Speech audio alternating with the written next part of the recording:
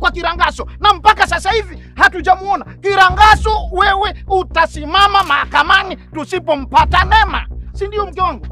Bwana Mkojani. Naam. Huyu si ndio Kirangaso? Bwana yake Neema. Sasa mimi naondoka naye. Kwa lolote kwa chochote nitawataarifu kwa simu. Lakini afande, mimi nikuja kuzungumza na mpenzi wangu kwanza. Tangulia.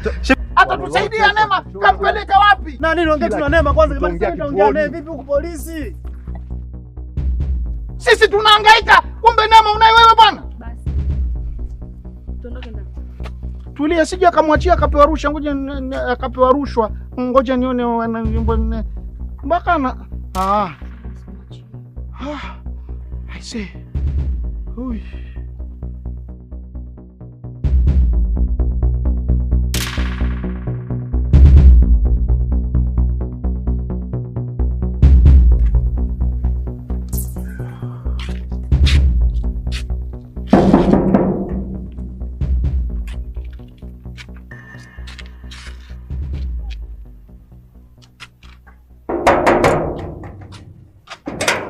Nani?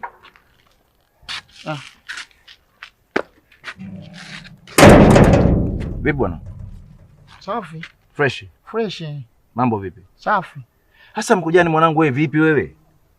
Wewe nakupigia simu wewe, nampigia simu mweupe. Wote mpokei simu, ni vipi mzee?